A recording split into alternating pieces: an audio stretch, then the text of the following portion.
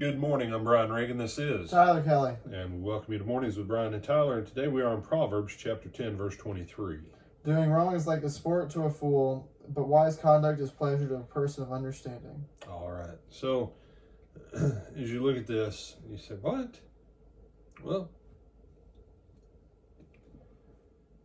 and in America, I know, this is, sports have one value. If in the competition on the field of sports, at least the way they're done in America, it allows you to settle grievances and establish dominance or whatever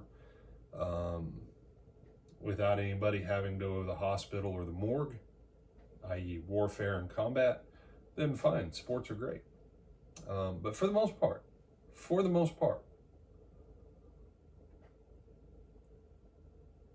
sports are a distraction, a diversion, and they're a waste. They're foolishness.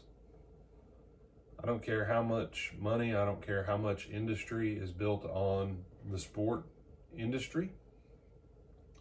There was a time when sports were a welcome recreational diversion and relief, not the core of the entire culture. And sports, sporting, gaming, all that stuff is ultimately foolishness. Is it fun? Sure, it's fun. Does it have any real value in it? Nope. Definitely not for the spectators.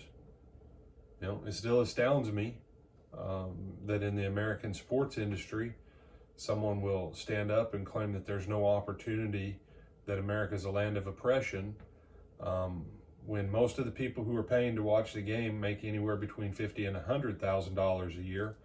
But the guy who's saying that, he's never had really an opportunity and everyone trying to keep people down, but he makes $100 million. Yeah, okay. It's foolishness. But those same people that will go out and play their little game won't go back into the communities. Most of them. Now, there's a few who have, but most of them. The first thing they did was they got out of that community. They moved someplace where there were gates and everybody else was worth millions and millions of dollars. And they said, I ain't ever going back to that place. You see, sports are ultimately self-serving. That whole thing is self-serving. But righteousness, and not just righteousness, but wise conduct. Wise conduct. What's wise conduct in the book of Proverbs? Wise conduct is going and teaching people how to live smarter, how to live better, how to live with greater wisdom.